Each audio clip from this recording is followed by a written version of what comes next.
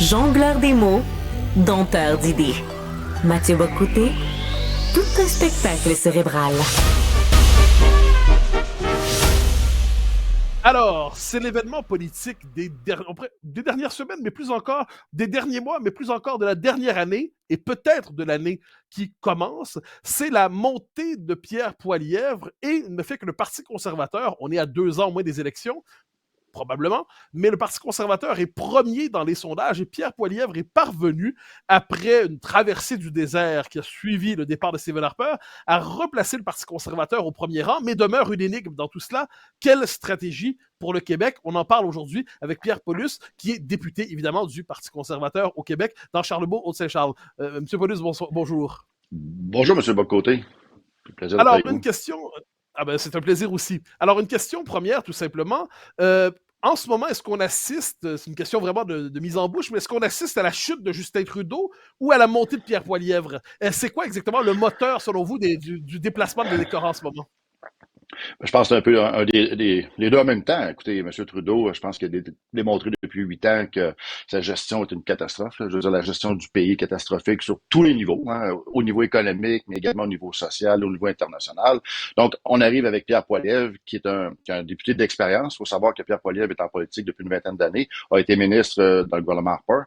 Donc, c'est pas quelqu'un qui arrive comme ça, qui décide, je vais faire de la politique. Non, non. C'est quelqu'un qui vraiment connaît l'appareil de l'État, sait comment ça fonctionne. Et amène aussi une façon de faire différente. Là, on a un phénomène qui s'appelle Pierre Poilievre, qui est quelqu'un qui est un conservateur, mais décomplexé.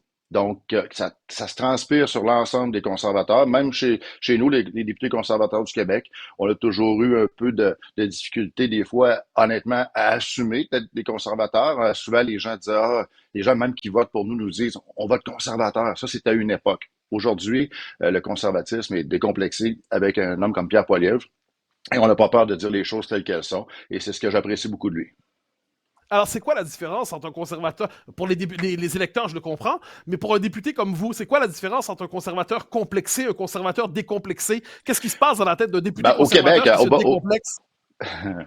bonne question, effectivement. C'est qu'au Canada anglais, être conservateur, c'est naturel. Dans l'Ouest canadien, par exemple, ou dans beaucoup de ces coins de l'Ontario, c'est pas compliqué. Au Québec, ça a toujours été les gens disaient Québec, c'est le mystère Québec. Pourquoi à Québec on vote pour des conservateurs dans la rive sud de Québec, tous les comtés sont conservateurs, la Beauce, puis les gens ailleurs dans la région de Montréal ou ailleurs au Québec regardent ça en se demandant pourquoi on vote conservateur. Puis ça a toujours été une espèce de mystère.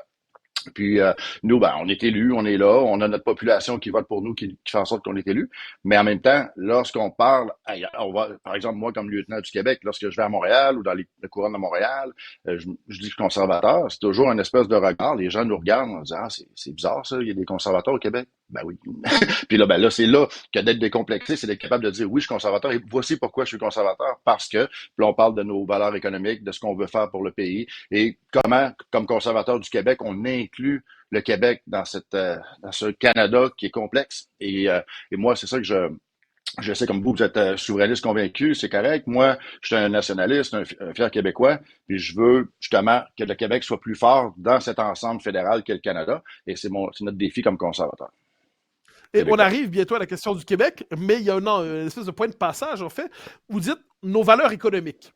Mais est-ce qu'il n'y a pas une originalité, en fait, du conservatisme canadien au sens large? C'est qu'il ne se veut qu'économique. Si vous regardez en Grande-Bretagne, si vous regardez aux États-Unis, si vous regardez en France, en Allemagne, le conservatisme a toujours une dimension culturelle, une dimension identitaire, entre guillemets, ailleurs qu'il faut une dimension morale. Ça, c'est vrai au Canada anglais, c'est moins vrai au Québec. Est-ce que vous n'avez pas un problème lorsque vous contentez, vous me corrigez si je me trompe, d'un discours strictement économique? Est-ce qu'il n'y a pas une part manquante dans votre conservatisme? Est-ce que c'est pas un conservatisme unijambiste, alors qu'il y aurait avantage à marcher aussi avec la jambe d'un conservatisme culturel, identitaire, appelez ça comme vous souhaitez? Mm-hmm. Le conservatisme, en général, c'est complexe parce qu'il y a différents mouvements courants au niveau du conservatisme en tant que tel. Souvent, le problème qu'on a eu au Québec, c'est d'être toujours identifié avec la droite morale, la droite religieuse, dire que les conservateurs sont toujours contre l'avortement. Ça a toujours été un mot qui était banni de notre discours parce qu'on avait peur que ça se retourne contre nous à chaque fois en disant les conservateurs sont toujours anti-avortement, alors que c'est faux. Oui, il y a des gens chez nous, oui, un des électeurs, des députés qui aimeraient ça, modifier ça, mais globalement, le parti, il n'est pas question de toucher au sujet de l'avortement. Et là, je le dis clairement ici, dans une entrevue au Québec, les conservateurs, le Parti conservateur du Canada d'aujourd'hui, avec Pierre Poilievre, il n'est pas question de toucher au débat, mais on peut en parler, je peux vous le dire que ça existe ailleurs, et arrêter de prétendre que non, ça n'existe pas. C'est un mouvement qui existe, et même chez les libéraux, il y a des députés libéraux qui aimeraient toucher à l'avortement, mais il n'est pas question pour eux non plus. Donc, c'est comme ça. Il reste que c'est des enjeux sociaux. On parle LGBTQ+, par exemple, les enjeux qu'on a avec les libéraux. Je sais que vous en parlez souvent dans vos chroniques, là, d'amener Ben, de prendre des décisions, par exemple, pour les forces canadiennes, des changements culturels au niveau de l'habillement. C'est des enjeux qu'il faut parler, qu'il ne faut pas je jamais vais en vous poser parler une et ne pas question. avoir peur de...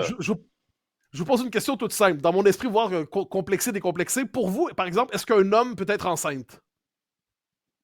Si, Physiquement, non. si, D'accord, ce que je veux dire, c'est que pour Ben, certains, par exemple, le maire de Londres, par exemple, ou d'anciens, il y a des gens un peu partout à l'Occident qui considèrent qu'un homme peut être enceinte, et comme je vous dis, conservateur décomplexé. Boris Johnson, par exemple, en Grande-Bretagne, disait il est possible qu'un homme ait un utérus, par exemple. Donc, vous voyez, le complexé, décomplexé, d'un pays à Ben, l'autre, ça ne veut pas dire la même c'est ça. chose. Ben, pour moi, voyez-vous, c'est ce genre de question-là, c'est médical. Est-ce que quelqu'un peut penser que, par exemple, né homme peut penser qu'il est une femme? Bah, ça lui appartient.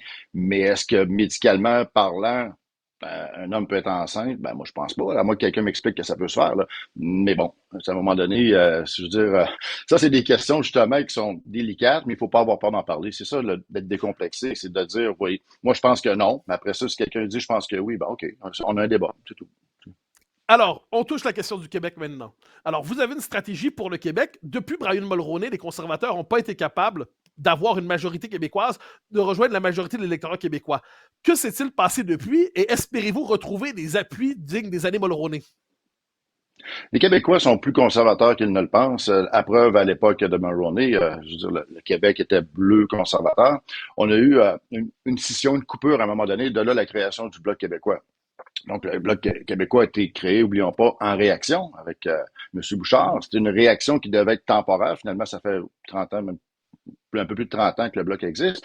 Mais il reste que dans l'électorat du Bloc, oui, il y a des gens qui sont souverainistes et qui vont voter Bloc parce qu'ils veulent la souveraineté, ça va. Mais il y a des gens aussi qui votent Bloc parce qu'ils se disent, bon, on va être défendu par le Bloc, on ne sait pas trop, mais ils ont, dans leurs valeurs, ils ont des valeurs conservatrices. C'est juste qu'il y a une identification au Parti conservateur qui s'est perdue avec les années parce que le Parti conservateur est identifié plus un parti de l'Ouest. Mais là, je suis la preuve vivante avec mes collègues, mes 8 autres collègues du Québec, qu'on a des citoyens québécois dans les régions du Québec qui votent conservateurs par conviction, parce qu'ils croient aux valeurs conservatrices, et que, comme député conservateur au Québec, on peut défendre les intérêts du Québec dans cette machine fédérale complexe.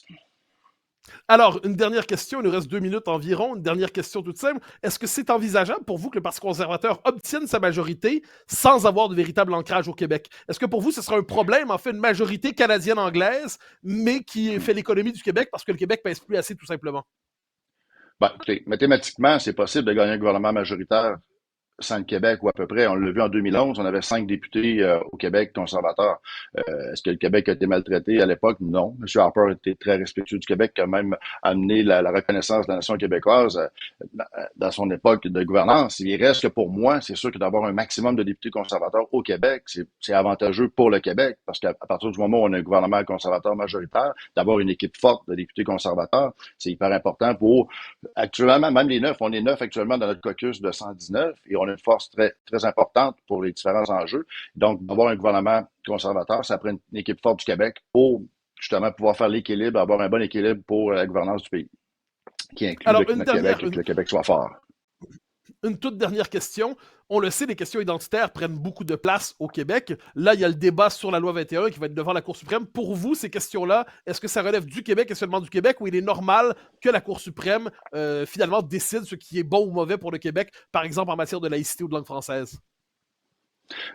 Pour nous, pour les conservateurs du Québec, ça a toujours été clair, la loi 21, c'est une décision qui appartenait au gouvernement du Québec. Cette loi-là s'applique aux employés qui travaillent pour le gouvernement québécois. Donc, on se tient à l'écart de ça. C'est une décision qui relève de Québec. Est-ce que maintenant la Cour suprême est en train de décider si c'est constitutionnel ou pas? On verra le résultat de tout ça. Mais pour moi, ça relève de Québec. Et vous étiez favorable à la loi 21? Comme Québécois, oui. Comme citoyen? D'accord.